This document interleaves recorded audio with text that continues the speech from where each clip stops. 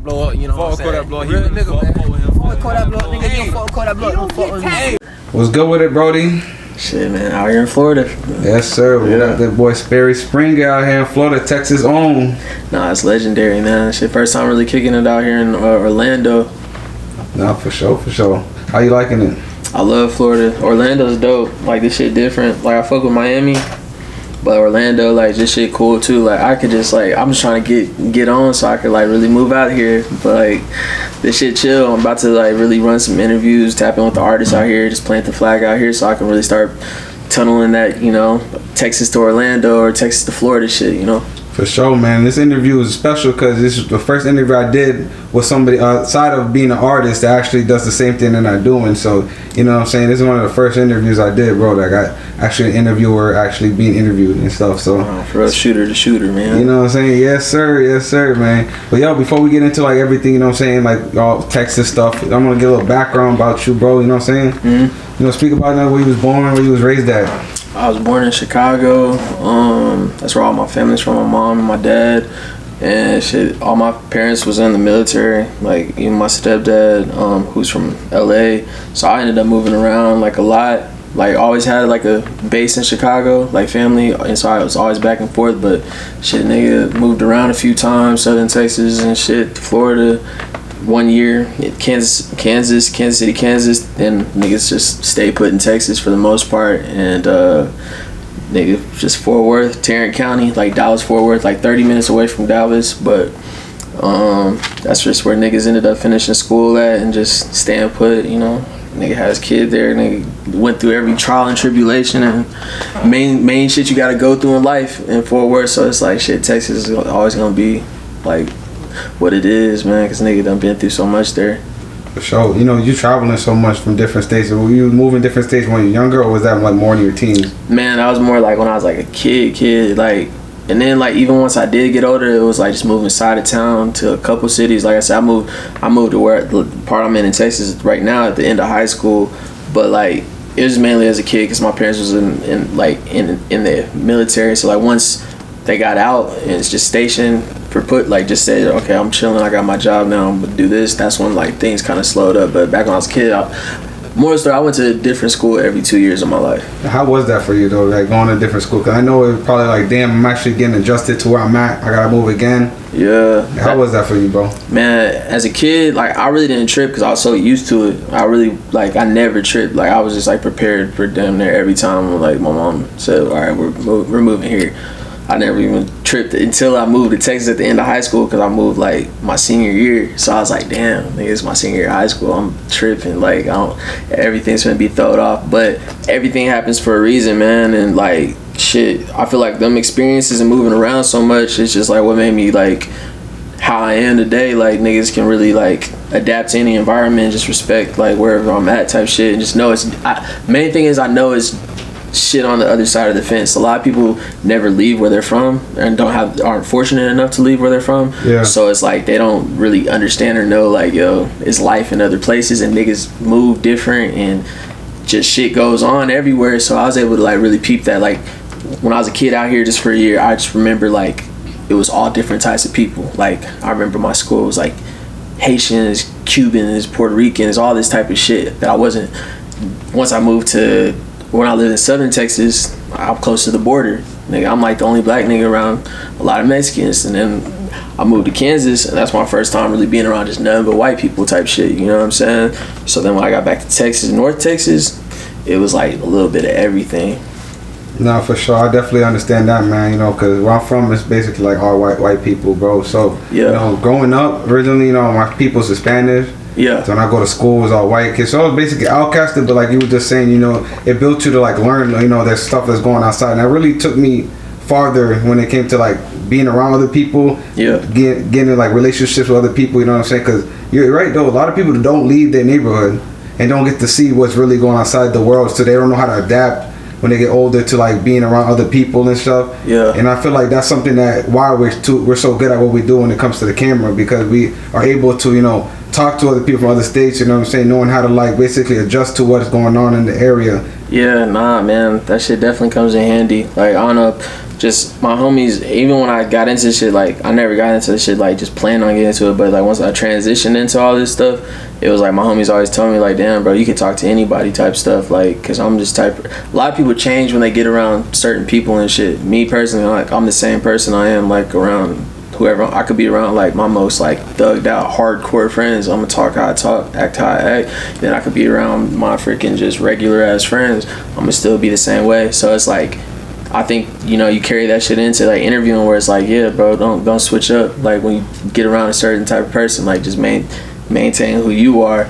And most people they really gonna just judge you off of like the vibe, like, yo, I could just tell he's keeping it real, or he's being himself. You know what I'm saying? The second you're not being yourself, or you coming off like you trying too hard, or you trying to be on something else, that's when niggas gonna like read you, and they gonna be like, then niggas gonna smell blood in the water type shit.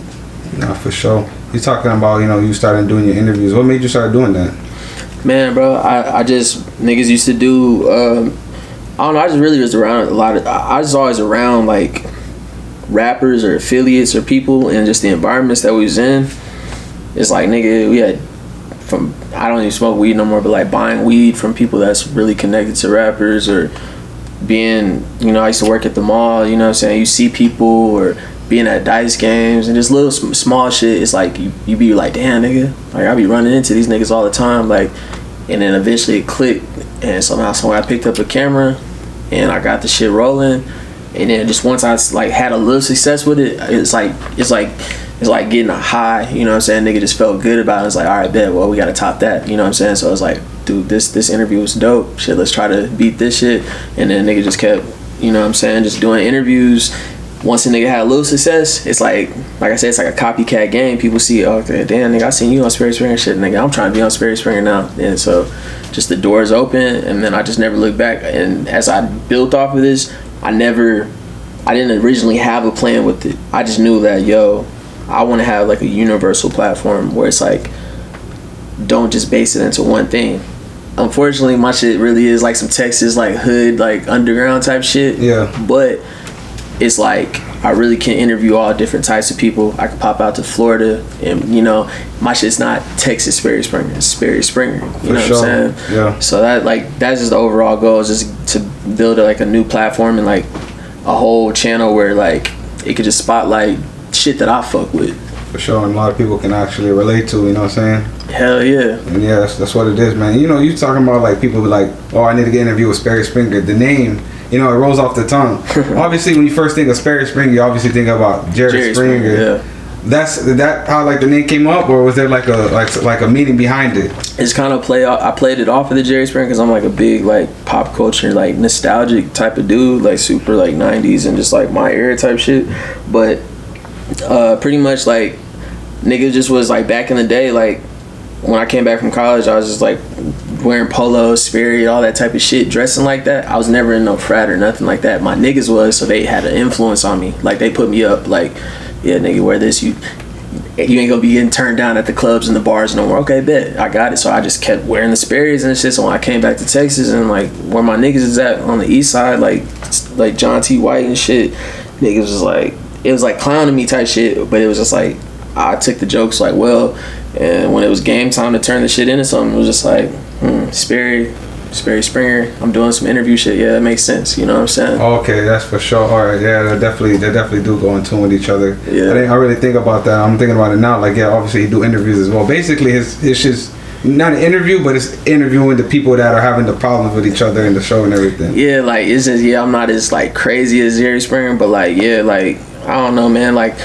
I just seen, like I said, it was like a universal type of name, and I didn't realize until one of my homie G was like, bro, that name's Sperry Springer, bro, like that's just like dope, like nigga, that's not just one thing, and like it could just mean, it could be so much bigger than what you even think about it, like, cause like I said, it was just like a little nickname joke shit, you know what I'm saying, first. Yeah. And like shit, I got the fucking Vans on right now, but like I really be wearing Sperry's. Not that I'm trying to get like no Sperry endorsement, but them niggas could fuck with me. You know what I'm saying? But I really be wearing them hoes. You know what I'm saying? Nah, for sure, for sure. You didn't have a name before that, or was that like the first name you was like, all right, this is what I'm gonna use? Nah, that was it. Off the rip, like I made this shit. I said, fuck it, nah, Sperry. It just made sense. Like I said, I just added Springer because it was like that was me. Like I fuck with Jerry Springer. I'm really nostalgic.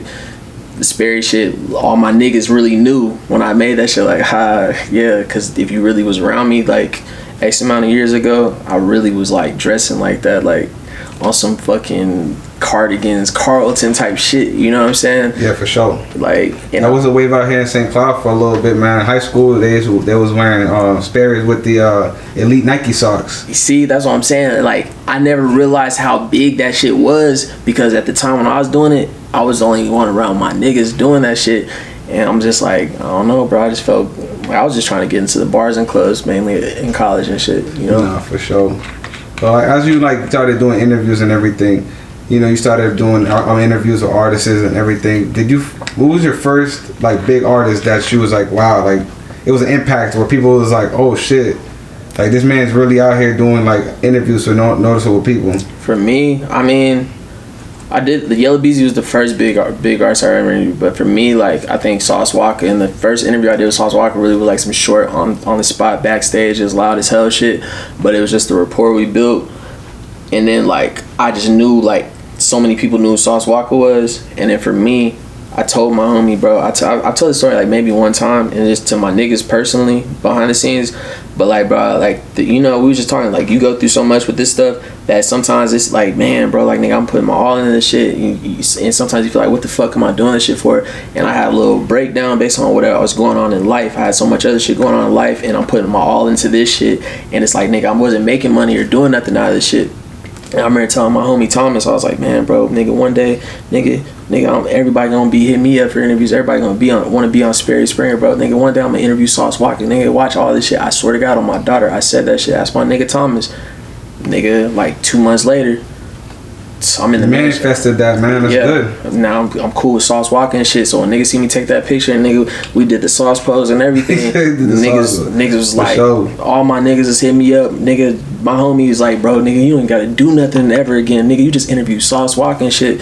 Cause Sauce is like major in Texas. Like he's a Texas legend already. You know what I'm saying? That's like, that's like modern day Pimp C type shit. You know what I'm saying? So yeah, for sure. That was having him, just meeting him, that was epic. But then let alone when he Sperry Springer, not Jerry Springer. Like when he said it, it was just different. And that right there, legendary, bro. Because every time I would hear your name, that's the first. Because literally the first time I watched your video, that stuck out the most. Because you know how Sauce Walka is, man. He always he's a character. You know what I'm saying? Especially when he do his videos, you know he all ride me with all his words and everything. Yeah. When he said that, it stuck to me like, yo, that's fire. How he put that in his intro. You know what I'm saying, with the rest of everybody else. But I had to, bro. Like, nah, for sure, that was legendary, man. It's Sauce Walka. When you hear it, you know whose voice it is. You know it's Texas. That's what I always wanted to do with the intros too, is make sure you know, like, yo, this some Texas shit. You know what I'm saying? Because like I peeped that shit with other channels, interviews. Like shout out Zach TV. He was like the only main nigga I knew that had like an intro video. And I remember how I used to feel when I used to see my nigga LA Capone come on. Hey man, it's 600 boys, LA Capone and Ron. Like you knew, nigga, this Chirac. So like nigga, when you watch my shit, you hear Sauce Walka go, yeah, yo, any of these niggas, you know, nigga, you in Texas now.